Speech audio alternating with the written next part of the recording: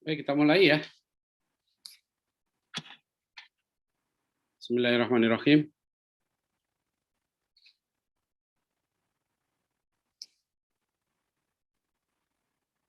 Assalamualaikum warahmatullahi wabarakatuh.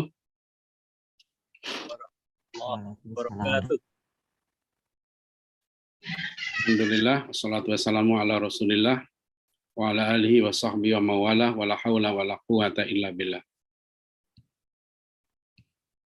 Bapak Ibu hadirin rahimakumullah. Alhamdulillah, sore hari ini kita bisa bersilaturahim ya di majelis ilmu. Minta maaf karena memang acaranya mendadak ya. Yang tadi saya terpikir mumpung sore ini kosong gitu aja, jadi udah manfaatkan waktu. Karena nanti nyari waktu lagi agak agak susah. Jadi yang penting sore hari ini kita selenggarakan satu momentum ya, satu acara untuk di majelis ilmu. Minta maaf karena memang acaranya mendadak ya. Yang tadi saya terpikir mumpung sore ini kosong gitu aja, jadi udah manfaatkan waktu. Karena nanti nyari waktu lagi agak suaranya double ya, susah. Jadi yang penting sore yang YouTube live-nya Mas, matikan aja.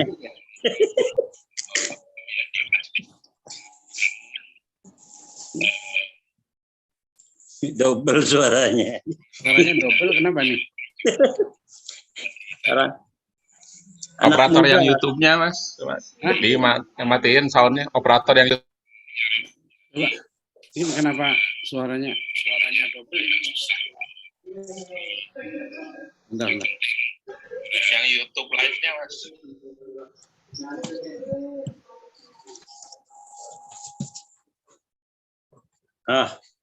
Udah nggak ada lagi. Masih. Mak.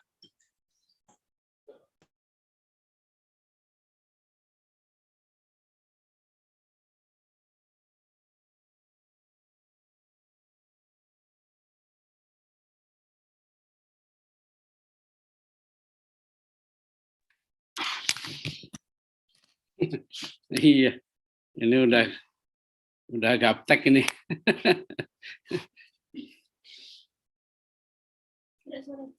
Iya, udah masuk ya suara ya? Masuk, sudah bersih. Bagus, bersih. Ya, baik. Bapak Ibu sekalian, nih minta maaf tadi saya habis makan sekeluarga di luar, pulang ketiduran. Ini terima kasih atas semua kehadirannya. Ada Profesor Suarnomo nih ya, nanti mohon dari tamu khusus nih dari Semarang ya, beliau Dekan Fakultas Ekonomi Undip ya, masih nggak ya? Ya. Profesor Suarnomo. Dulu waktu dulu masih kurus dulu. Baik. Sore ini sebetulnya ini yang kedua ya. Dulu launching buku Berbeda Berdialog Berjuang Bersama ini e-booknya bisa di-download di mediadakwah.id ya. Tetapi kemudian atas saran beberapa orang diantaranya Dr. Hidayat Nur Wahid pernah membedah buku itu waktu itu dengan Dr. Abdurrahman dari UI, ya pembicaranya bertiga. Kemudian Dr. Kristiadi dari CSIS ya, dengan saya dan Pak Dr. Hidayat Nur Wahid memberikan sambutan waktu itu. Nah, beliau kemudian menyarankan lebih baik Setan Islam. Buku ini juga dicetak juga gitu diterbitkan dalam edisi cetak juga. Nah, kemudian atas saran itu ya sudah, insya Allah sekalian buku ini nanti akan dibagikan ya di Rakornas Dewan Dakwah 24 sampai 26 Februari, bertepatan dengan Milad Dewan Dakwah yang ke-55, 26 Februari 2022 insya Allah di Padang nanti ya. Jadi salah satu ya buku yang akan dibagikan adalah buku ini. Dan juga nanti waktu di Padang itu akan ada seminar insya Allah ya, seminar nasional tentang NKRI ya sebagai amanah dari Pak Natsir ya, karena udah ya bisa kita lanjutkan. Jadi ide ya pembahasan tentang NKRI ini bagi kita umat Islam ini sangat penting ya, terutama umat Islam Indonesia, bukan sekedar karena realitas politik ya yang ada sekarang, tapi tentu dari sudut keagamaan. Karena misalnya tokoh-tokoh Islam ya sejak awal di negeri kita ini ya itu telah memiliki sikap keberagamaan dan sikap kenegaraan itu yang kokoh ya. Sebagai contoh misalnya ketika kita bicara tentang keislaman ya, maka tokoh-tokoh kita ya seperti Kiai Haji Hasyim Asy'ari ya, Kiai Haji Ki Bagus Hadikusumo ya, Ketua Muhammadiyah, Kasman Singodimedjo, Haji Agus Salim ya, terutama 4 tokoh yang masuk panitia 9 itu ya, Abdul Kahar Muzakir ya, kemudian Abi Kusno Cokro Suyoso ya, dan nanti dilanjutkan oleh Muhammad Natsir ya, termasuk guru beliau juga Hasan, itu memiliki pandangan yang tidak yang kokoh lah maksud saya itu. Jadi mereka ketika menyampaikan ide-ide keislaman yang mereka menyampaikan dengan sangat ilmiah ya, saya pikir puncak ya pemikiran kenegaraan dan keislaman itu ditunjukkan oleh Pak Natsir ketika pidato di Majelis Konstituante 12 November tahun 57 itu. Nah, dan di situ beliau memaparkan dengan sejelas-jelasnya ya apa keuntungan ya dan kerugian ya kalau bangsa kita ini ya memakai jalan agama, dan kerugian kalau memakai jalan sekuler, karena cuma punya 2 itu. Itu tuh Pak Natsir itu ya, pidato beliau ini sangat hebat, monumental lah di situ. Nah, tetapi ketika kemudian dekret dikeluarkan ya, dan 5 Juli tahun 59, maka Pak Natsir dan kawan-kawan menerima dekret itu. Ya, bahkan kalau kita lihat ya tahun 60 tahun 60 ya, ketika Masyumi dibubarkan, maka langkah yang ditempuh oleh para tokoh Masyumi adalah langkah-langkah yang legal konstitusional. Mereka sangat menjaga itu. Nah, termasuk nanti ketika tahun 67 ada kepastian dari Presiden Soeharto ya, tidak lagi memberikan izin menghidupkan Masyumi. Nah, ketika itulah kemudian para tokoh ini berijtihad ya. Berijtihad untuk memilih satu jalan, mereka bermusyawarah di Masjid Munawaroh, kemudian sepakat untuk mendirikan Dewan Dakwah Islamiyah Indonesia. Nah, ini yang menurut saya satu pilihan ya, satu keputusan yang sangat tepat ya, karena kemudian Pak Natsir mengatakan bahwa dulu kita berdakwah dengan politik, sekarang kita berpolitik dengan dakwah. Nah, tentu kata-kata itu terkait dengan situasi dan kondisi ya, di mana memang pemerintah Orde Baru secara gencar akhir 60-an itu sampai nanti era 80-an ya, itu melakukan politik de-islamisasi ya, sekularisasi, termasuk depolitisasi. Nah, dan kemudian jalan dakwah itulah yang ditempuh. Ya, nah disitulah kemudian memunculkan ya dakwah 3 pilar ya, masjid, ya, kampus dan pesantren. Dan kita melihat kemudian ya dari dakwah yang sangat serius ya di berbagai sektor, berbagai bidang dan berbagai pelosok itu telah banyak ya memunculkan kemajuan dalam bidang dakwah yang luar biasa. Ya, memang kalau kita lihat ya secara politik formal ya, partai Islam itu menurun suaranya secara politik formal. Kalau kita lihat partai-partai yang berasaskan Islam atau berdasar Islam itu menurun. Ya, Masyumi tertinggi 43%. Ya, tetapi kalau itu Masyumi dengan NU, PSII dan PERTI, 4 partai. Nah, tapi kalau kita perhatikan ya, Masyumi yang awalnya sebagai gerakan dakwah ya dari MIAI, kemudian Masyumi dan menjadi partai politik, itu sebagai gerakan dakwah, cita-citanya itu jelas. Kalau kita lihat dalam anggaran dasarnya itu, terlaksananya ya ajaran dan hukum Islam dalam ya, kehidupan pribadi, ya masyarakat, berbangsa dan bernegara. Nah, kalau kita perhatikan dari sudut dakwah ini, itu sangat ya perkembangannya luar biasa sekarang ini sebenarnya. Ya, kalau kita lihat dari anggota istimewa Masyumi seperti Muhammadiyah, ya, kemudian berbagai organisasi Islam yang lain, itu sebetulnya fantastis. Ya, jadi sebetulnya kita tidak mengalami pengecilan. Ini di berbagai forum saya sampaikan, jangan menganggap bahwa perkembangan dakwah di Indonesia ini menurun. Ya, kita melihat Islamisasi ya di kampus misalnya itu luar biasa perkembangan, jauh sekali suasana kampus di tahun 50-an, 60-an. Ya, tepat sepekan yang lalu ya, jadi tepat hari Ahad sepekan yang lalu saya silaturahim dengan pengurus Masjid Salman di ITB. Ada banyak guru besar yang hadir sebagai pengurus Masjid Salman waktu itu. Ya, silaturahim antara Dewan Dakwah dengan Masjid Salman. Ya. Dan di situ ya saya diingatkan lagi tentang bagaimana kampus seperti ITB yang dulu untuk sholat Jumat ya susahnya bukan main. Ya, sampai kemudian tahun berapa 60 berapa itu ya. Itu Bung Karno memberikan izin, bahkan Bung Karno langsung yang menjadi pelindung pendirian Masjid Salman karena waktu itu wali kota Bandung itu PKI. Ya, dan Bung Karno juga yang ada tulisan tangan Bung Karno yang menunjukkan beliau yang memberi nama ya Masjid Salman karena Salman itu dipilih oleh Bung Karno, istilahnya itu Salman itu seorang teknikus ya, seorang teknikus sahabat Nabi.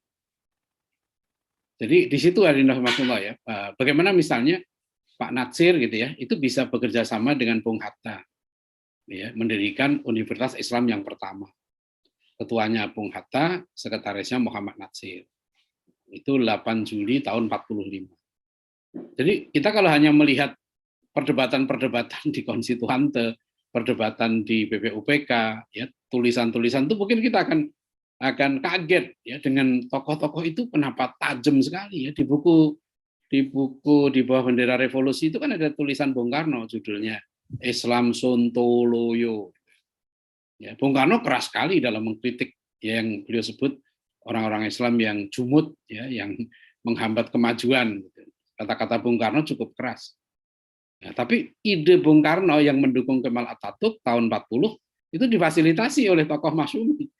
Ya, di majalah Pembela Islam, pemretnya adalah Zainal Abidin Ahmad, tokoh Masyumi. Dan di situ terjadi juga polemik terbuka. Kata Pak Natsir kan kami berdebat dengan Bung Karno, tapi ketika Bung Karno ditangkap, ya diasingkan ke Flores itu, kamilah orang-orang Persis yang pertama kali ya mengunjungi Bung Karno sebelum yang lain. Di buku di bawah bendera revolusi itu ada 12 surat Bung Karno kepada Ahasan, ya gurunya Pak Natsir itu. Nah, itu ada di buku ini juga saya tulis khusus. Karena menurut saya hebat sekali tokoh-tokoh ini gitu ya. Akrab dalam dunia ilmiah ya, mereka Bung Karno sampai minta tolong Ahasan ya dicarikan penerbit bukunya ya, minta dikirimi Jambu Mede ya. Ya, perdebatan terus-menerus terjadi ya. Misalnya Pak Natsir kan di Orde Baru, bagaimana beliau mampu ya mengesampingkan masalah pribadinya yang diperlakukan ya dengan tidak baik gitu, tapi membantu pemerintah Orde Baru untuk merehabilitasi hubungan dengan Malaysia, juga kemudian hubungan dengan Jepang, ya sehingga Pak Natsir lah orang yang oleh Takeo Fukuda ketika meninggal ya tahun 93, ya Takeo Fukuda menulis surat berita meninggalnya Pak Natsir itu lebih dahsyat daripada bom atom Hiroshima. Jadi banyak kisah-kisah yang menarik, misalnya yang dalam buku ini saya mencatat ya banyak hal apa itu, misalnya tentang panitia 9 ya, Bung Karno itu memilih 9 orang itu, dan itu betul-betul di luar ya, di luar jadwal resmi atau di luar agenda resmi. Bagaimana Bung Karno memilih 9 orang rapat di rumahnya ya setelah pidato 1 Juni itu kan. Ya, 9 orang ini yang dipilih Bung Karno kemudian dalam beberapa hari saja sudah melahirkan dokumen yang monumental yang sekarang masih kita letakkan sebagai pembukaan UUD 45. Nah, hebatnya menurut saya Bung Karno memilih 4 tokoh Islam itu pertimbangannya itu sangat matang. Ya, Haji Agus Salim sangat dihormati Bung Karno, kemudian dari NU diambil Kiai Wahid Hasyim, dari Muhammadiyah diambil Abdul Qahar Muzakir, dan dari Syarikat Islam ya diambil Abi Kusno Cokro Suyoso. Dari tokoh kebangsaan ya Bung Karno, Bung Hatta, Yamin dan Ahmad Subarjo. 1 Kristen. Nah, itu luar biasa ya.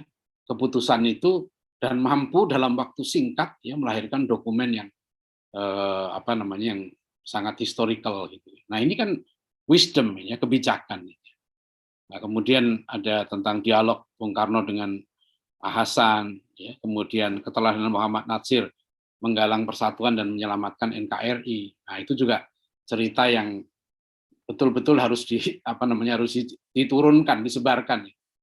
Ya, kemampuan seorang Muhammad Natsir dalam menulis, dalam melobi, dalam pidato, ya, sampai akhirnya dari yang kiri sampai kanan sepakat, ya, kembali kepada bentuk negara kesatuan itu. Ya, Hatta Natsir berjuang mewujudkan universitas pertama milik Indonesia. Nah, itu Syafruddin. Nah, ini dahsyat ya, bagaimana Syafruddin. Nah, yang belum tertulis dalam buku ini kisah Syafruddin dilobi oleh Soekarno, oleh Pak Natsir ya.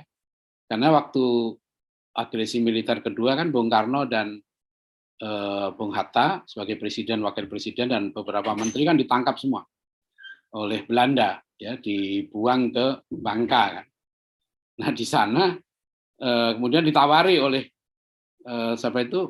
Belanda gitu loh untuk berunding. Nah, Bung Karno mengutus Mr. Muhammad Rum ya, nanti ada perjanjian Rum Royan itu. Tapi sebetulnya selama 207 hari pemerintahan itu sebenarnya sudah dijalankan oleh Mr. Syafruddin Prawira Negara. Syafruddin ini orang hukum, jadi dia strict ya. Dia merasa yang berhak untuk mengutus perundingan seharusnya bukan Bung Karno, gitu loh. Syafruddin, termasuk Panglima Sudirman juga kecewa terhadap keputusan Bung Karno itu, karena selama menjalankan pemerintahan Panglima Sudirman juga lapornya ke Syafruddin, ya, sehingga pembantu Syafruddin ini menurut penulis novel sejarah Syafruddin ya, Akmal Naseri, waktu itu pembantunya Syafruddin bilang sebetulnya Bapak ini presiden gitu. Karena sudah menjalankan fungsi kepresidenan. Nah, tapi yang menarik nanti Bung Hatta mengutus Muhammad Natsir dengan Buya Hamka untuk melunakkan hati Syafruddin agar mau menyerahkan mandat kepada Bung Karno, dan itu gagal. Yang pertama gagal, diutus lagi oleh Bung Hatta. Ya, Natsir sendiri untuk melobi Syafruddin. Dan disitulah katanya gitu ya, Pak Natsir melobi Syafruddin. Betul secara hukum, secara yuridis, Anda yang benar. Tetapi rakyat Indonesia dengan dunia tahunya Presiden Indonesia itu Soekarno. Nah, itu kebijakan, coba tokoh-tokoh kita dulu ya dalam situasi genting ya mampu untuk bersikap realistis menyelamatkan kemerdekaan ya. Dan akhirnya bulan Juli ya, tanggal berapa itu tahun 49, Syafruddin datang ke Jogja menyerahkan mandat kembali, mandat PDRI kepada Bung Karno.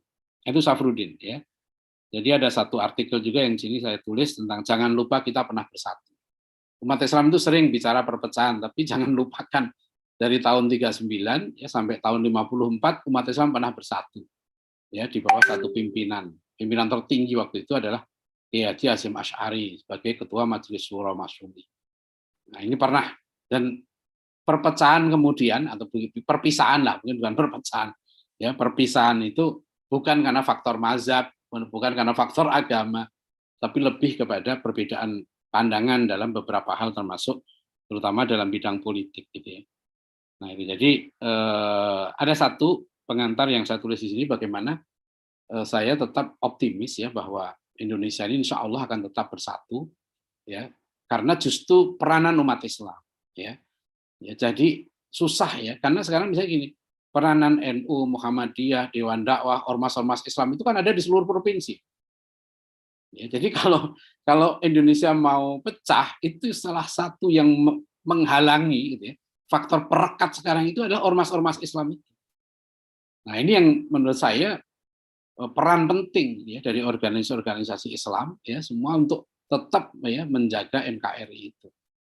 Nah, dan tokoh-tokoh kita dulu tidak mengalami problem teologis, ya tidak mengalami bahwa oh ini NKRI ini bukan negara Islam misalnya gitu ya.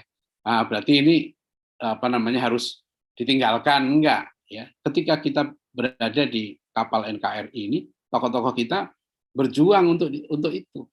Ya, dan itu tidak bertentangan. Jadi nasionalisme ya di Indonesia ini tumbuh sejalan dengan perjuangan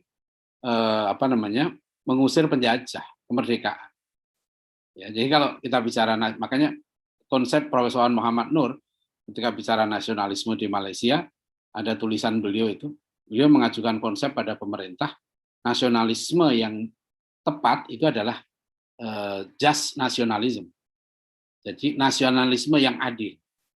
Ya, nah inilah yang juga ya tokoh-tokoh kita telah merumuskan itu ya, yang disebut kalau Pak Natsir ya menyebut sebagai Islamic Democracy. Beliau tidak menolak demokrasi, tapi harus diislamisasi. Ya, sebab ada konsep kedaulatan rakyat yang dibatasi oleh kedaulatan Tuhan. Nah, saya kira ide-ide besar ya, dari para tokoh kita dulu. Ketika menghadapi tahun 55, nggak ada perbedaan pendapat. Semua ulama, semua tokoh Islam sepakat. Ya. Nah, kemudian ketika menghadapi berbagai tantangan juga begitu. Sekalian, ya. Jadi, nah ini menurut saya ini yang ide-ide besar ini sangat penting ya. Dan ini yang saya coba untuk saya rangkum dalam buku yang sederhana ini gitu ya, hanya 104 halaman. Ya insya Allah itu mudah untuk difahami, dibaca gitu ya.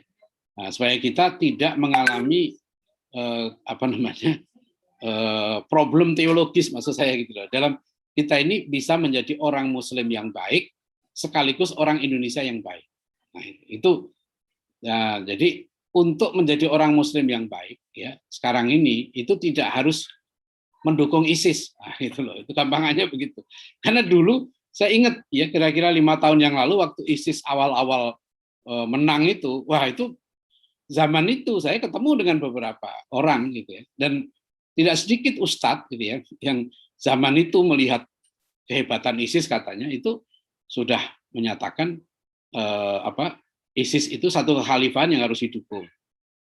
Nah, nanti Dewan Dakwah juga sekarang ini hari-hari ini sudah beberapa hari ini bertungkus lumus gitu ya, kita berdiskusi serius membahas satu draft rancangan fatwa kebangsaan. Ya, kita betul-betul mengkaji dari Al-Qur'annya, hadisnya, ya pendapat para ulama. Ya, jadi bukan sekedar katanya gitu. Kita coba cek betul dah. Ya, pandangan kita tentang keislaman dan kebangsaan ini harus diuji secara ilmiah. Itu insya Allah ya nanti mudah-mudahan selesai sebelum Rakornas. Ya, jadi kita punya pandangan yang jelas seperti bagaimana tokoh-tokoh kita dulu ya telah melakukan perjuangan ya, yang luar biasa sehingga memimpin ya. Nah insya Allah target kita seperti itu hari sekalian. Jadi ini di tengah-tengah situasi yang seperti sekarang ya, ini bukan soal politis ya, yang utama adalah tentang kita sebagai Muslim ya itu dituntut untuk menjadi Muslim yang baik dimanapun juga ya, dan kita tidak mengalami dilema ya bahwa kita bisa menjadi orang Muslim yang baik sekaligus orang Indonesia yang baik. Nah itu cita-cita kita begitu, dan kita berharap ya kalau tokoh-tokoh kita dulu bisa bekerja sama ya, berdialog dengan perbedaan, berjuang bersama. Nah kenapa sekarang enggak? Nah ini karena memang ya eksistensi suatu bangsa itu dikutip oleh Bung Karno dari siapa itu Ernest Renan ya, dari pemikir Prancis itu, salah satunya adalah punya kehendak bersama ya untuk hidup bersama, untuk bagaimana berinteraksi, mewujudkan cita-cita bersama. Tentu kita ingin ya Indonesia ini menjadi negeri Muslim terbesar di dunia ya. Kita insya Allah ya berjuang mewujudkan negeri kita menjadi negeri yang terbaik. Dan itu tanggung jawab terbesar ada pada umat Islam. Nah, itu aja dari buku ini ya, kita coba untuk sosialisasikan gagasan besar ya tentang perbedaan, tentang pentingnya dialog ilmiah, dan tentang pentingnya kita berjuang bersama. Nah, itu saja yang bisa sampaikan. Terima kasih. Ini nggak pakai moderator-moderatoran karena ini acaranya juga dadakan ya. Kan kalau tahu juga begitu ya, promosinya tahu bulat tuh digoreng dadakan. Nah, ini juga kita dadakan aja ya.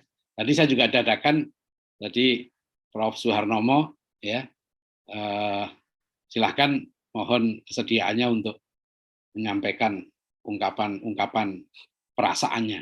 Ya. Silakan Prof. Suharnomo, kita. Ini saya moderatori langsung, ini nggak pakai moderator-moderatoran. Oh ini ya. Coba tolong dibuka siapa? Di unmute hostnya, Prof. Nah, Ya. silakan, Ya. Prof. Terima kasih. Mohon maaf, listrik mati ini pakai handphone. Wah, kasihan banget. Trafonya meledak tadi, Ustaz. Assalamualaikum warahmatullahi wabarakatuh. Waalaikumsalam. Alhamdulillah. Nahmaduhu wa nasta'inuhu wa nastaghfiruhu wa na'udzubillahi min syururi anfusina wa min sayyiati a'malina may yahdihillahu fala mudhillalah wa may yudhlil fala hadiyalah. Asyhadu an la ilaha illallah wa asyhadu anna Muhammadan abduhu wa rasuluh. Puji syukur pada Allah Subhanahu wa taala. Terima kasih ini undangannya nih, Ustaz Adian. Saya sebenarnya termasuk penggemar ya. Silent admirer gitu untuk semua diskusi. Jadi saya mau sampaikan dulu, saya mengenal Ustadz Adian ini zaman muda ya. Saya jadi ketua Senat Undip, ada demo-demo monitor gitu ya. Beliau kalau nggak salah masih jadi wartawan Republika. Sering ketemu juga dengan Mas Fadlizon di IPS dan lain sebagainya. Saya rasa zaman-zaman dulu sering ketemu lah, kayaknya nyambung juga. Jadi ide-ide tentang keislaman, keindonesiaan, 100% Indonesia, 100% Muslim kayaknya kok pas banget. Dan tadi yang sudah disampaikan bahwa rasanya kita keberhasilan di dalam dunia pendidikan ya luar biasa lah, luar biasa. Kalau lihat kamus-kamus umum, ya kalau yang dilihat itu kasat mata siapa yang berjilbab dan tidak misalnya, ya rasanya kamus-kamus umum yang bagus-bagus, ya 90% pakai kudung gitu. Itu nyaris tidak terjadi waktu tahun 90-an. Saya masih ingat adik saya di SMA 2 Semarang, saya juga SMA 2. Adik saya di Pondok Pesantren Salafiyah Al-Munawir. Kalau masuk ke sekolah ya copot dulu jilbabnya, balik lagi, pakai lagi dan lain sebagainya. Tahun 93 saya jadi ketua Senat Undip. Itu isu-isu tentang kalau mau wisuda harus foto, kupingnya kelihatan dan lain sebagainya, itu udah umum, masih umum itu. Tahun 90 itu belum lama loh, Bapak Ibu, teman-teman semua, Ustadz Adian kan. 93 itu baru berapa tahun ya, sekitar 20-an tahun ya. Itu ekstrim banget, orang pakai segala sesuatu yang ada kaitannya dengan agama menakutkan. Makanya ide tentang IJMI misalnya tahun 90-an, mestinya umat Islam makin banyak orang-orang terdidik dibawa ke tengah, itu menurut saya ide yang cemerlang. Kemudian mestinya inferioritas kompleks yang dihadapi banyak orang Islam, banyak santri modern, banyak santri kota, yang mestinya bisa berkiprah lebih jauh di dalam dunia politik, ekonomi, bisnis, dan lain sebagainya, harus bisa masuk lebih dalam lagi, yaitu disambut dengan gegap gempita di kampus. Karena waktu itu ya terlalu semua jadi politik king. Ekstrem kanan, ekstrem kiri. Kanan banget, kiri banget. Di kampus juga begitu.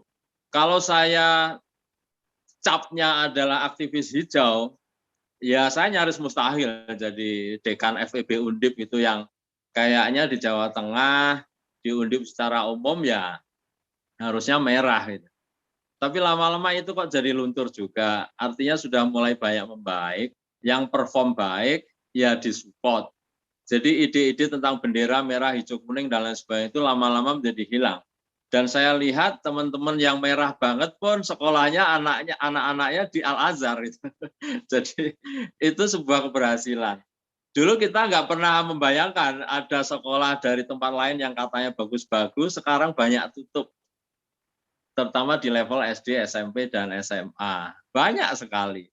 Begitu ada SMA negeri bagus atau SMA Islam bagus sekali dan bisa kompetitif, rasanya yang lain mundur sendiri.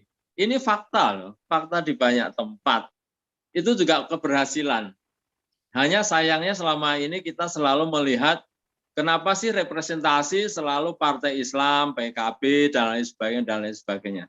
Sedangkan kontribusinya untuk bangsa ini menurut saya era sekarang ini lebih banyak juga ditopang oleh bidang-bidang yang lain. Saintis Indonesia dan lain sebagainya. Coba aja dilihat daftarnya. Meskipun satu sisi kalau lihat orang paling kaya di Indonesia ya belum banyak yang dari Muslim. Tapi pertumbuhan UMKM, tenan-tenan bisnis, saya kok yakin dan optimis ya ini akan mengikuti keberhasilan pendidikan di level menengah dan dasar. Karena saya lihat misalnya di kampus saya, 22% anak ingin jadi wirausaha. Dan mereka membuktikan diri lebih mandiri dan cuma 2% yang berminat jadi PNS. Mohon maaf seperti itu. Saya rasa ini tren sangat bagus loh. Dan menggunakan mainstream kekuatan negara melalui PKM dari Ristek Dikti, melalui banyak proyek-proyek kedereka dan lain sebagainya. Itu luar biasa loh.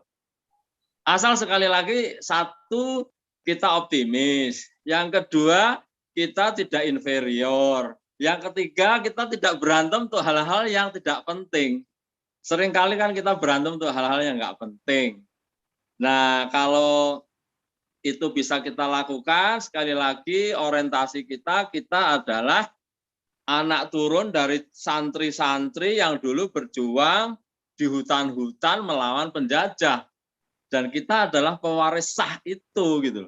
Kalau kita berani berpikir besar, berani berpikir sebagai mainstream, dengan tetap saya sangat percaya bahwa kalau kita ada di sana, kita orang yang paling adil terhadap diri sendiri maupun terhadap umat lain. Kalau itu bisa dilakukan, rasanya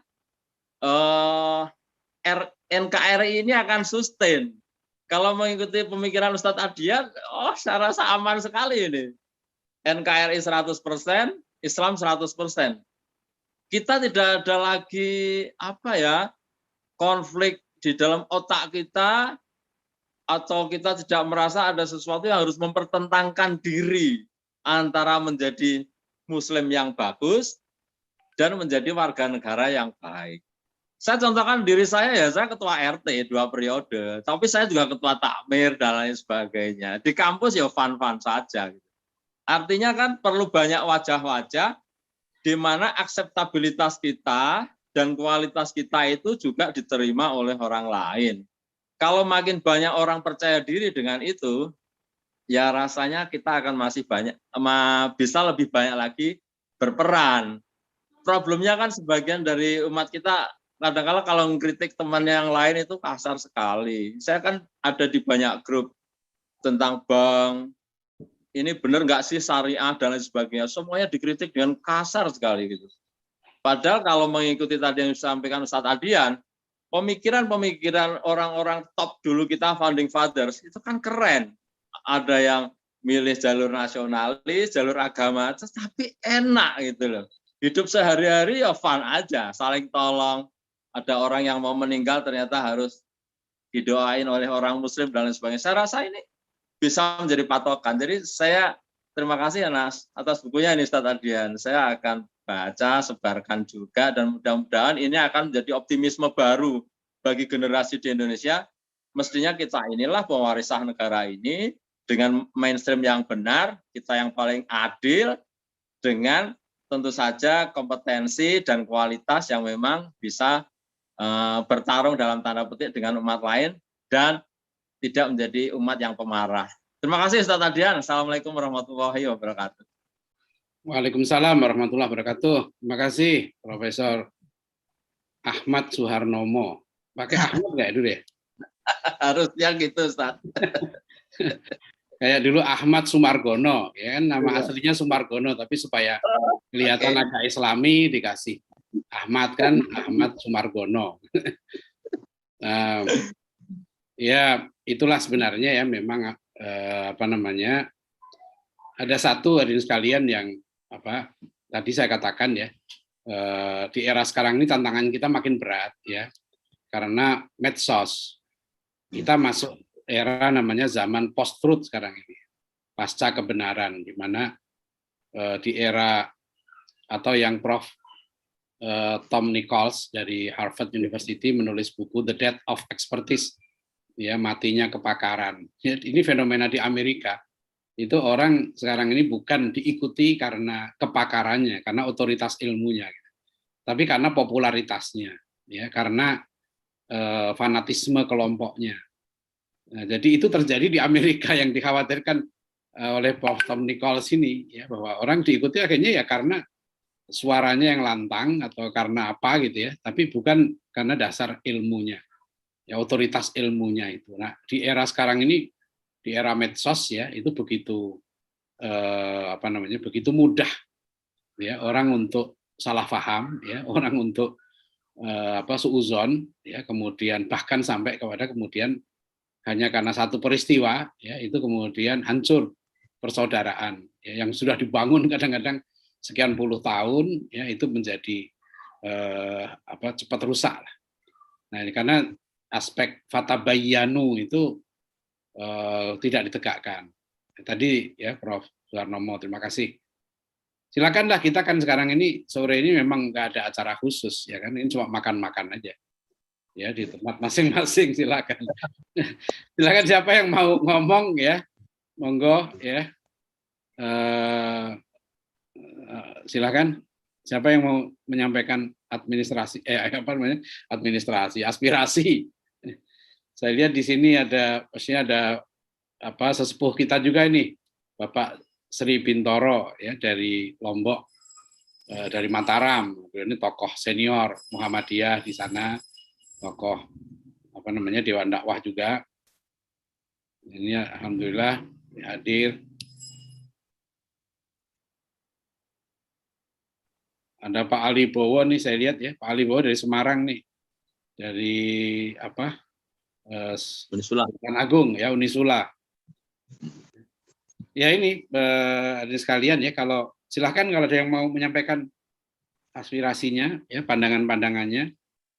Ya ini momentum seperti ini saya pikir perlu ya terus-menerus kita gulirkan agar kita tetap optimis ya jangan di dalam situasi apapun ya kita kalau bahasa Pak Natsir begini dalam satu tulisannya dakwah itu kata Pak Natsir selalu melihat peluang. Ya, bahkan sekecil apapun peluang itu harus dimanfaatkan untuk dakwah. Ya, itu yang beliau ibaratkan ibarat akar beringin yang lembut ya, yang masuk ke celah-celah batu karang. Nah, itulah. Jadi kita ada tantangan tentu ada, kalau nggak ada tantangan bukan dakwah ya. Dakwah itu mesti ada tantangan, ada dinamika, ya, ada pasang surut itu hal yang sangat biasa ya. Nah kita alhamdulillah di Dewan Dakwah ini ada keteladanan, jadi ada contoh-contoh yang nyata. Ya, nah, Dewan Dakwah sendiri ini juga saya sering ditanya tadi pun ada yang nanya waktu pengajian di satu masjid kuliah subuh di Depok ini Dewan Dakwah itu apa hubungannya dengan organisasi yang lain? Kalau saya bilang di Dewan Dakwah ini macam-macam ya di NTB misalnya. Paham yang dominan itu Nahdlatul Wathon, ya pimpinannya juga mungkin madhabnya ya Asy'ari, ya Imam Syafi'i di situ. Nah, beda lagi dengan Bekasi, beda lagi, ya. Di pembina Dewan Dakwah itu ya ada Persisnya, ada Muhammadiyahnya, ya, ada NU-nya, ya, ketua Dewan Dakwah di daerah itu ada juga yang tokoh NU, bekas mantan ketua NU di kota itu ada juga yang punya pesantren besar. Di Madura juga begitu. Ketua Dewan Dakwah Banten itu adalah merangkap ketua Muhammadiyah Banten juga. Jadi di Jawa Barat itu banyak pengurus Dewan Dakwah sekaligus pengurus Persis. Ya, di daerah-daerah ada yang dai Dewan Dakwah merangkap dai Hidayatullah, ada juga. Nah, sekarang ini alhamdulillah ya di antara beberapa organisasi Islam yang kita bergabung dalam MOI itu juga kita intensif ya, bersilaturahim, bermusyawarah, membahas masalah-masalah penting juga. Ya. Sekarang ini kita batasi ada 13 ormas yang cukup intensif, ya, Dewan Dakwah, ya, Hidayatullah, ya, Persis, kemudian Al-Wasliyah, IKADI, ya, PKS PPI, ya, Matla'ul Anwar dan sebagainya. Ya, jadi kita, maksud saya begini, kalau kita ingin mengajak gitu ya, bangsa kita ini bisa berdialog ya dan berjuang bersama, maka tentu prioritas kita adalah internal kita, internal organisasi kita, kemudian internal antar organisasi kita, gitu ya, organisasi Islam. Kita juga menguatkan ya silaturahim ya di antara lima panduan dakwah Dewan Dakwah ini. Prinsipnya kan ya mengawal akidah, menegakkan syariah, yang ketiga ini mempererat ukhuwah. Nah, yang keempat mengokohkan NKRI. Jadi itu memang mengokohkan NKRI ini sudah jadi satu komitmen bagi Dewan Dakwah karena ini adalah warisan dari Bapak Muhammad Natsir. Ya, itu yang kita usahakan ya untuk tetap kita jaga dan menguatkan. Ada yang nanya ke saya, bagaimana cara kita menguatkan NKRI? Ya caranya dengan pendidikan dan dakwah. Ya, kita melahirkan manusia-manusia yang baik. Jadi kalau pondok-pondok kita, sekolah kita, ya, kampus-kampus kita melahirkan orang-orang yang baik, itu otomatis akan mengokohkan ya NKRI kita. Ya, di samping juga kita mengirimkan dai-dai di daerah-daerah perbatasan untuk menjaga NKRI. Ya, itulah komitmen kita, Bapak Ibu hadirin sekalian ya tentang kiprah kita ya tentang keindonesiaan ini. Ya. Begitu ya. Silahkan yang mau menanyakan. Ada Pak Sri, silakan, monggo Pak Sri. Ya. Assalamualaikum warahmatullahi wabarakatuh. Waalaikumsalam warahmatullahi wabarakatuh. Karena saya ucapkan terima kasih kalian beberapa waktu yang lalu telah menghadiri NTB dengan sabar ibadahnya yang Masya Allah sangat padat, dan saya minta maaf tidak bisa mengikuti Pak Adian karena saya sedang di lockdown oleh anak-anak saya. Dan saya sejak berkenalan dengan penjenengan itu merasa saya jadi gurunya penjenengan. Buku-buku Pak Adian hampir semua saya miliki, dan terakhir buku yang Bapak hadiahkan kepada saya ini sedang semuanya saya baca.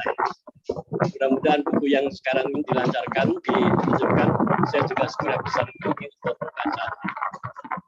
Saya alhamdulillah banyak mendapatkan ilmu yang langsung atau tidak langsung dari Pak Adian, terutama masalah menghadapi pemikiran liberal. Itu beberapa kali Pak saya ini saya dampingi di NTB, dan alhamdulillah sampai sekarang maaf ya, masalah-masalah tentang liberalisme di dalam pemikiran Islam itu saya selalu diminta untuk menggantikan peran yang selama ini dilakukan oleh Pak Adian saya.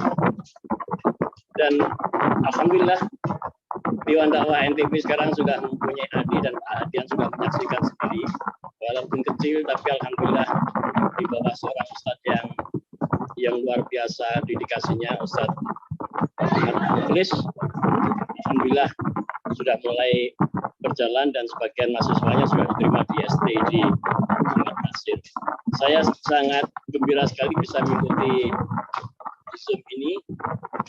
Maaf, kegiatan saya di Dewan Dakwah sesungguhnya ingin aktif secara langsung, dan saya minta maaf nanti di Rakernas di Padang atau di Sumatera Barat saya minta izin karena memang belum diizinkan oleh anak-anak saya, tapi insya Allah saya akan mendapatkan informasi dari adik-adik saya yang mengikuti, dan insya Allah yang akan ikut ke Sumatera Barat banyak sekali Pak Adi untuk mengikuti Rakernas Dewan Dakwah itu. Dan insya Allah karena keterbatasan saya dan usia juga tidak bisa seperti dulu. Sekarang saya sudah berusia 73 tahun, jadi mobilitas juga agak berkurang. Tetapi insya Allah kepedulian kepada kegiatan-kegiatan di Dewan Dakwah, pertama sekarang saya sangat akrab dengan pemuda Dewan Dakwah yang baru kurang lebih 1,5 tahun ini terbentuk, dan walaupun hanya kalau tatap muka malah belum, baru sekali aja, tapi lebih sering dengan cara Zoom dan sebagainya. Saya tetap mendapatkan bimbingan dari Pak Adian, dan saya tetap ingin jadi muridnya Pak Adian dalam hal pemikiran. Terima kasih. Assalamualaikum warahmatullahi wabarakatuh. Waalaikumsalam warahmatullahi wabarakatuh. Terima kasih Pak Sri Bintoro. Kita Bapak-Ibu sekalian ya, di Dewan Dakwah ini alhamdulillah kita punya senior-senior yang setia ya, bahkan bukan hanya setia tapi mengawal ya, membimbing ya kita saya yang lebih muda. Kalau di Dewan Dakwah Pusat ini kita ada Bapak Ustadz Wahid Alwi ya. Saya sampaikan waktu hari yang lalu itu hari Jumat ya. Kami rapat di Dewan Dakwah Pusat dengan Pak Wahid Alwi. Beliau saya sampaikan ternyata ada satu dokumen di buku 50 tahun Dewan Dakwah ya, bahwa dari sederetan nama pengurus Dewan Dakwah ya terakhir di masa Pak Natsir gitu ya. Itu satu-satunya yang masih hidup itu tinggal Pak Wahid Alwi. Nah, umur beliau sekarang juga sudah 74 tahun. Tapi Masya Allah beliau kadang-kadang kita malu lah yang lebih muda ini gitu ya. Yang senior-senior kita ini 24 jam ya bekerja untuk Dewan Dakwah. Itu sangat luar biasa. Bahkan ada satu buku yang belum diterbitkan tentang Pak Natsir, berjuang bersama Pak Natsir. Di Dewan Dakwah itu yang punya dedikasi yang tinggi itu bukan hanya pimpinan, gitu, tapi juga office boy. Kita dulu Dewan Dakwah punya almarhum Pak Kasri namanya. Itu ditawari bekerja di satu bank syariah, dia nggak mau, lebih memilih jadi office boy di Dewan Dakwah, sampai meninggal. Ya, karena itu sejak zaman Pak Natsir. Nah, itu luar biasa. Sekarang kita juga ada di Dewan Dakwah itu yang office boy-nya itu Masya Allah. Ya. Betul-betul saya lihat sendiri gitu ya. Pekerjaannya luar biasa, dedikasinya tinggi gitu ya. Dan ya kalau honor atau gaji itu sangat-sangat rendah lah. Ya, tapi itu Masya Allah ya, saya kagum juga itu, anaknya kuliah di Yaman gitu ya. Mendidik anaknya itu hebat.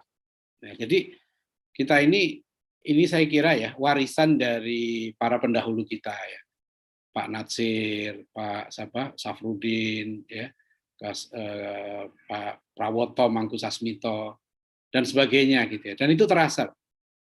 Ya, saya sudah keliling setahun terakhir ini kan ke Aceh, ya, Sumatera Barat, Riau, ya, kemudian Palembang, Bengkulu, ya, sudah Sulawesi, kemarin NTB, ya, Jawa Barat, Jawa itu 5 udah dari ujung Surabaya sampai Banten, ya, itu Masya Allah serasa ya semangat terutama gitu ya, semangat untuk berjuang, semangat dakwah itu terasa.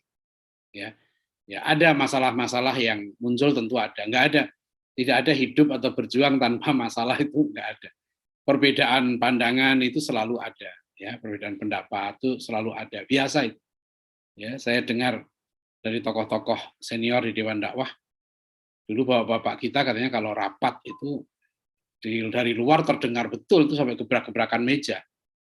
Ya, tapi begitu keluar ternyata mereka ketawa-ketawa gitu ya. Pak Natsir, Pak Safruddin itu ketawa-ketawa. Waktu di dalam ruangan yang di luar dengerin sudah ngeri juga, ini ada apa nih bapak-bapak kita berantem. Nah itu contoh bagaimana kita punya keteladanan ya dalam berdakwah ini. Jadi bukan hanya konsep, ya bukan hanya teori, tapi para pendahulu kita itu telah memberikan contoh bagaimana mengaplikasikan ya konsep-konsep ideal Islam itu dalam kondisi real di negeri kita ini. Nah itulah yang makanya saya kadang-kadang kalau ada satu masalah di dalam saya tanya kepada yang lebih senior gitu ya, gimana dulu kalau Pak Natsir menghadapi masalah seperti ini gimana kira-kira? Nah, oh Pak Natsir dulu begini, ya, kita itu enak. Masih ada tuh yang senior-senior ya, seperti Pak Sri ini gitu ya, itu mungkin beliau dulu sering. Ini juga ada nih tokoh kita dari Sumatera Barat ini, Pak Anisral, Masya Allah.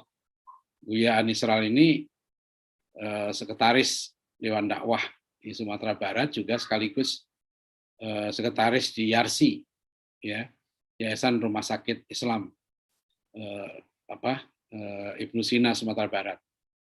Jadi Pak Anisral, Pak Anis ada nggak Pak Anis? Assalamualaikum Ustaz. Buya, gimana? Sehat? Sehat, alhamdulillah. Alhamdulillah. Jadi bekas operasi udah nggak terasa? Masih dalam penyembuhan, Masih proses ya. Masih proses. Ya, silakan Pak Anisra kalau mau komentar sedikit nggak apa-apa. Ini mumpung banyak saudara-saudara kita dari berbagai provinsi ini hadir. Hello from Pakistan.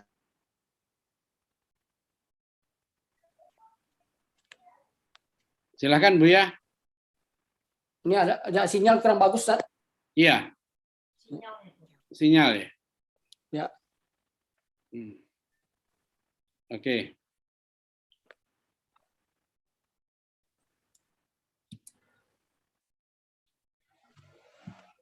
Baik, kalau tidak ada saya ingin sedikit ya melanjutkan Bapak Ibu sekalian, ini sekedar informasi juga, insya Allah dari tanggal 24 sampai 26 ya 27 Dewan Dakwah akan milad, yang 26 itu tepat nanti milad ke-55.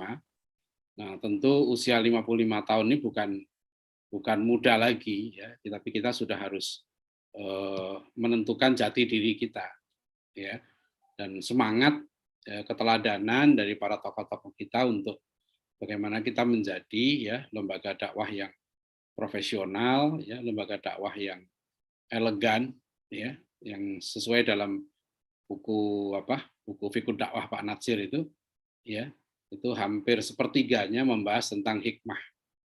Jadi pentingnya ya dakwah bil hikmah, ud'u ila sabili rabbika bil hikmah itu dijabarkan betul oleh Pak Natsir, ya, bagaimana kita harus berdakwah dengan cerdas dan bijak. Ya, beliau mengartikan mengkompilasi berbagai makna hikmah yang kemudian disimbolkan oleh Pak Natsir. Hikmah itu adalah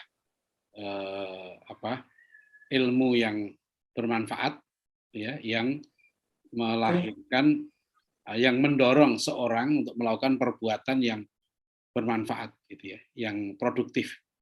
Nah itu hikmah. Jadi hikmah itu bukan sekedar pengetahuan, tapi ilmu yang bermanfaat dan mendorong seseorang untuk melakukan kegiatan yang yang mungkin berhasil guna, ya, yang efektif, efisien. Nah itu makna hikmah yang dipilih oleh Pak Natsir. Nah dalam dakwah ini penting sekali kita di era-era seperti sekarang ini, ya, kita diperlukan satu kemampuan, ya, dan saya sering mengingatkan kalau kunjungan ke daerah, ya, betapa pentingnya kita untuk meningkatkan budaya ilmu. Salah satu mengapa ya negeri kita ini adalah negeri yang kemudian bisa bertahan sekian lama di tengah perbedaan yang luar biasa, keragaman yang luar biasa, itu adalah tradisi ilmiah, tradisi dialog ilmiah. Ya, jadi Bung Karno, ya, Pak Natsir, Hasan, termasuk juga misalnya Sultan Syahrir dan sebagainya, itu adalah orang-orang yang cinta ilmu semua, ya, orang-orang yang sangat dengan kualitas ilmiahnya itu tinggi. Ya, kita misalnya begini contoh ya, susah membayangkan bagaimana suatu saat Buya Hamka sampai menangis ya karena hadir di rumah Buya Hamka itu anaknya Pramudia Anantatur gitu ya, bersama calon suaminya gitu. Dan calon suaminya itu waktu itu bukan Muslim, ya, masuk Islam dan oleh Pramudia Anantatur disuruh belajar Islam kepada Buya Hamka, musuh politiknya. Nah, itu terjadi di negeri kita, ya, bisa terjadi seperti itu. Ya, bagaimana Buya Hamka yang dijebloskan ke penjara oleh Bung Karno, ya, tapi kemudian Bung Karno berpesan supaya nanti yang mensolatkan jenazahnya adalah Buya Hamka. Dan akhirnya Buya Hamka dengan kebesaran hati beliau, meskipun kata Pak Afif Hamka, beliau termasuk yang keberatan ayahnya itu mensolatkan jenazah Bung Karno itu, tapi Buya Hamka tetap ya memilih untuk mensolatkan jenazah Bung Karno. Jadi ini kisah-kisah seperti ini menurut saya ya perlu kita hidupkan, ya, bahwa dakwah itu adalah tetap ya mengajarkan kasih sayang. Pak Natsir kan ditanya, apa Bapak dendam dengan Bung Karno? Enggak. Pak Natsir di penjara 6 tahun, bukan pendek loh. Pak Natsir itu di penjara 6 tahun, ya, tanpa pengadilan. Ya, kalau kita mau tapi bagaimana seorang Muhammad Natsir gitu ya tetap menjaga gitu ya pemikiran dan sikap kenegarawanan. Karena beliau bukan hanya berpikir pribadi. Ya, Pak Natsir itu berpikir bagaimana rakyat. Ya, jadi meskipun beliau merasa teraniaya, tapi beliau membantu, ya kan, membantu bagaimana pemerintah Jepang gitu ya, itu kemudian bisa membantu perekonomian Indonesia karena Pak Natsir sangat dipercaya. Ya, saya mendengar dari salah satu pengawas Dewan Dakwah sekarang, Bapak Mukhtar Lutfi, beliau pernah diutus oleh Pak Natsir ke Jepang untuk mewakili Pak Natsir. Nah, ketika bertemu dengan menteri-menteri Jepang, ya ditanya, ya Pak Natsir kemana gitu? Ya Pak Natsir itu kena cekal, Pak, nggak boleh keluar. Ya akhirnya, jadi kata Pak Mukhtar Lutfi, menteri Jepang itu, saya lupa namanya, dia mengatakan begini, bodoh sekali itu, orang sehebat itu kok diperlakukan demikian. Nah, jadi tapi Pak Natsir ya kan sikapnya kenegarawanannya seperti itu. Ya, beliau tetap ya bagaimana kecintaannya kepada negara ini gitu ya, masyarakat kita ini tetap didahulukan. Dan itu makanya Pak Natsir kan ketika ICMI muncul tahun 90, Pak Natsir mendukung, memberikan restu, mendukung. Ya, kalau diingat bahwa beliau dianiaya ya kan pada tahun 84 atau berapa itu ya waktu munculnya petisi 50 ya akhir ya petisi 50 itu luar biasa. Pak Natsir kan termasuk dengan Ali Sadikin ya itu disebut ya waktu saya sudah aktif ya di mana di koran Berita Buana waktu itu saya ikuti perkembangan petisi 50 awal 90-an ya. Itu Pak Sudomo itu kalau menyebut petisi 50 itu ya memang istilahnya itu disiden. Ya, mereka ini pembangkang kalau orang Malaysia itu karena ya pembangkang lah, musuh lah gitu ya. Nah, tapi nanti ketika terjadi perubahan politik ya di akhir 80-an, Pak Natsir juga memberikan sikap yang positif. Jadi Bapak Ibu dan sekalian ya, saya kira ini contoh-contoh sejarah yang perlu kita wariskan gitu ya, kita hadirkan dan kita memang di zaman sekarang harus punya kesabaran yang double gitu ya, mungkin triple juga ya. Jadi kita tidak boleh, menurut saya ya, terlalu mudah untuk kemudian emosional ya menghadapi tantangan. Kita berat, kita akui lah. Tadi Prof. Suharnomo sebagai pakar ekonomi sudah menyebutkan ya, salah satu tantangan berat kita adalah masalah ekonomi ya. Tapi sekarang menurut saya kita nggak bisa hanya terus gitu kita mengatakan bahwa kita menyebut bahwa yang menguasai ekonomi itu ini dan seterusnya. Sekarang ini yang kita pikirkan bagaimana nih umat gitu ya, betul-betul merancang ya, bekerja tadi itu sehingga ekonomi, aset-aset ekonomi bangsa ini itu bisa juga terdistribusi secara adil ya, dan umat Islam juga ikut menikmati. Saya kira ada yang menyatakan pada saya begini, sekarang Ustadz waktu kuliah subuh ya di masjid sini, dia bilang saya ini banyak tahu lah tentang proyek-proyek barat dan saya pelaksana, termasuk proyek-proyek Cina, dia bilang gitu. Ini kelihatannya orang profesional.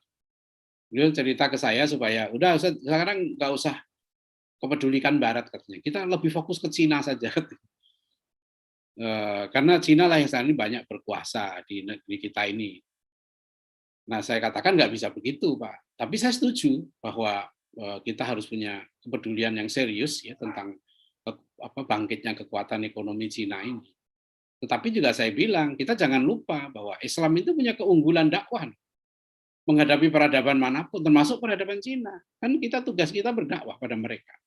Itu yang dulu dilakukan oleh para sahabat Nabi. Ya, di zaman Khalifah Utsman bin Affan saja ya sudah ada hubungan diplomatik dengan Kekaisaran Cina. Itu kan menunjukkan ya rasa percaya diri umat Islam itu begitu tinggi menghadapi peradaban yang sudah terkenal zaman itu, kan tidak minder, bahkan dikirim dai-dai ke Cina. Ya, salah satunya kita kenal Sa'ad bin Abi Waqqas misalnya kan yang meninggal di Cina. Itu luar biasa, Rasulullah sudah memiliki satu pandangan yang begitu begitu prospektif ya, prediktif ke depan lah.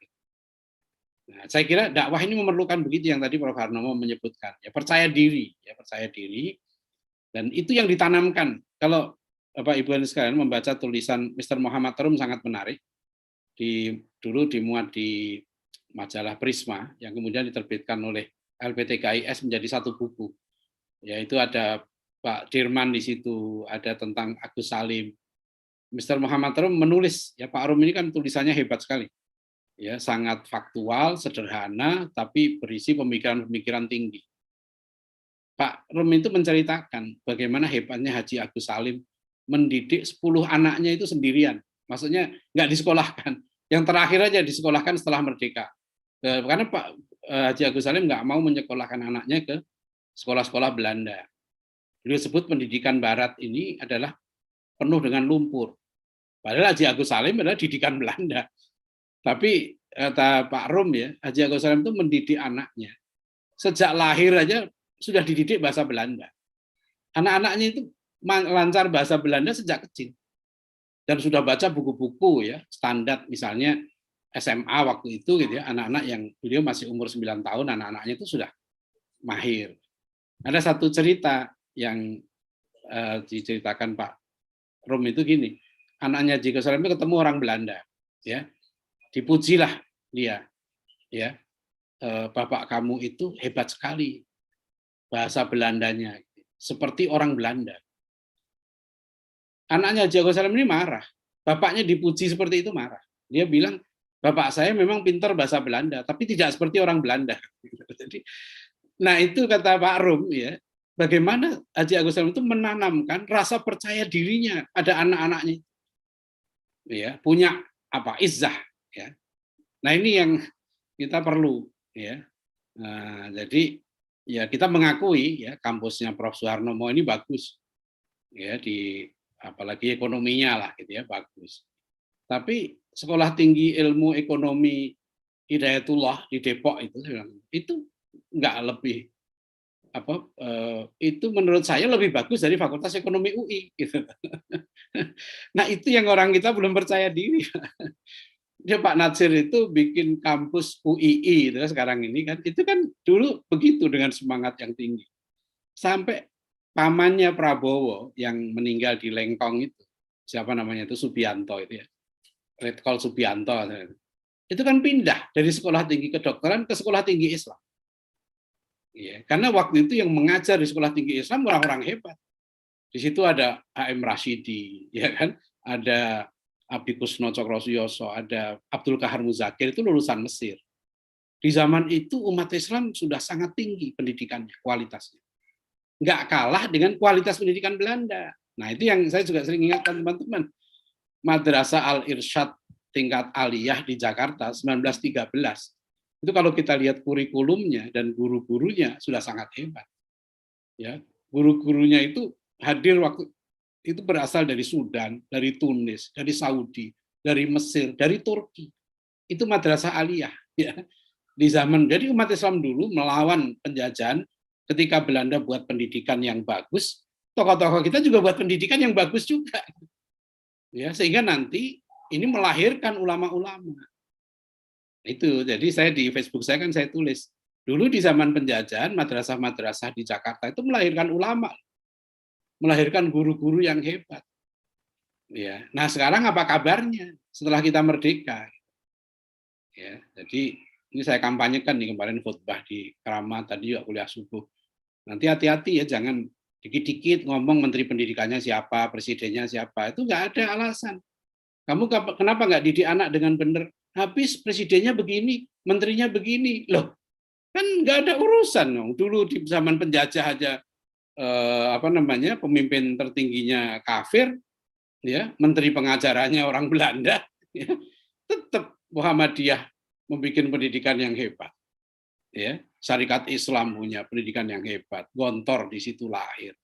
Ya, Diniyah Padang Panjang itu, ya, Diniyah Putri 1923, 1911 Tawalib, ya, Padang Panjang itu. Jadi dulu orang-orang kita itu mandiri gitu.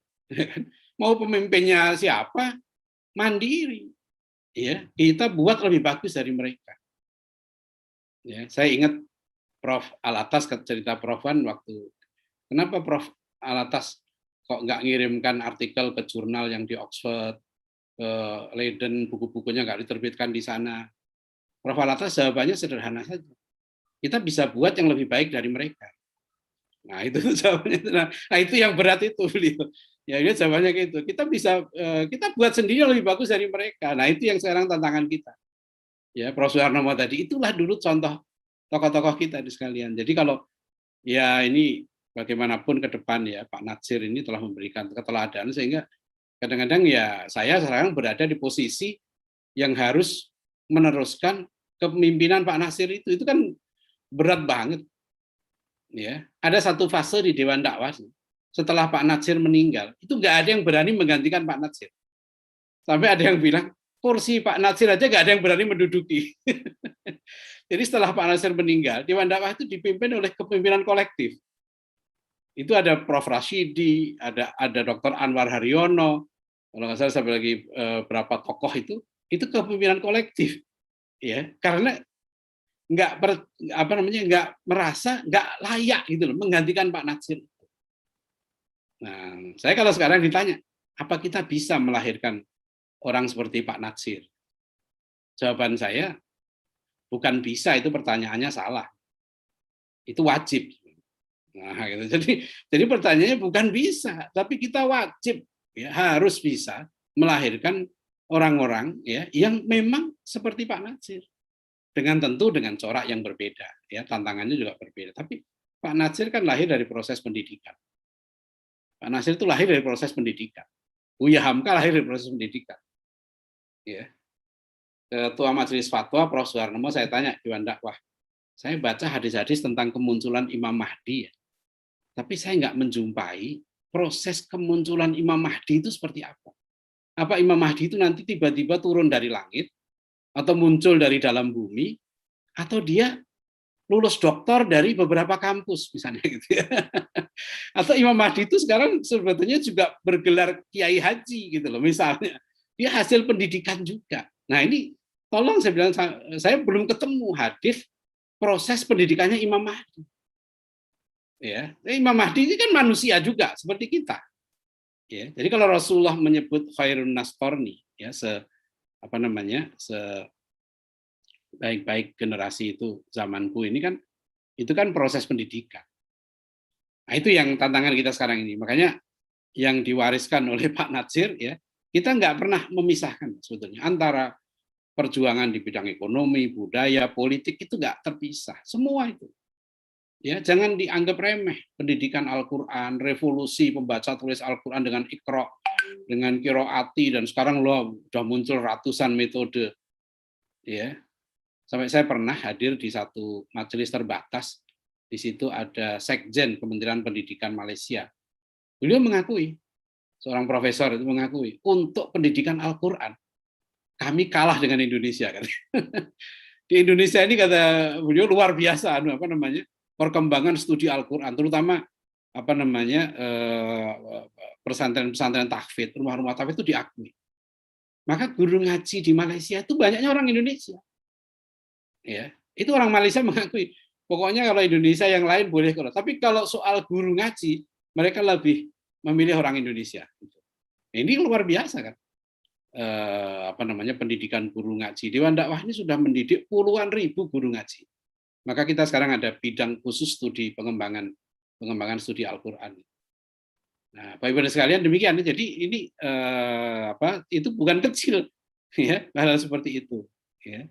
Jadi insya Allah ya ke depan ini di samping kita tetap waspada, ya, tetap kita harus mencermati berbagai perkembangan di luar kita, tapi saya menyebut decline, menurun, ya. Peradaban Barat ini kan sudah menurun, dan sekularisme juga sudah gagal memberikan solusi. Ya, sudah gagal memberikan solusi bagi kapitalisme, liberalisme sudah gagal memberikan solusi untuk umat manusia. Ya, peradaban Cina bangkit memang ekonominya, tapi Cina tidak menawarkan solusi bagaimana perdamaian dunia, bagaimana konsep kesejahteraan global, gitu ya, bagaimana konsep keadilan global, nggak punya. Bagaimana konsep keluarga sejahtera, keluarga yang harmonis, keluarga yang bahagia. Nah, itu adalah wilayah Islam, wilayah dakwah.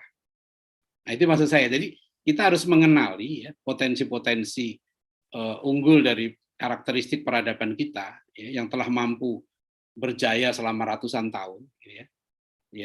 Kemudian kita menyampaikan nilai-nilai keunggulan peradaban kita itu pada peradaban yang lain dengan cara-cara dakwah yang tadi, bil hikmah wal mau'izatil hasanah wajadilhum billati hiya ahsan. Ya, jadi ini salah satu agenda besar kita di situ. Ini peluang besar sekarang menurut saya gitu ya bagi Islam. Dari peradaban yang unggul tadi yang sekarang lagi mimpin dunia, Islam itu tetap ya memiliki, kalau saya optimis tuh gini, banyak sekali orang-orang barat ya, termasuk keponakannya Perdana Menteri Tony Blair dulu itu masuk Islam. Itu kenapa? Karena melihat akhlaknya orang Islam. Dia melihat akhlaknya orang-orang Gaza. Bagaimana di tengah ketertindasan mereka itu betul-betul tidak menampakkan kesedihan. Bahkan memberikan penghormatan kepada tamu-tamunya luar biasa. Sampai kan dia bilang, kalau seperti ini diajarkan oleh agama Anda, ya saya masuk Islam.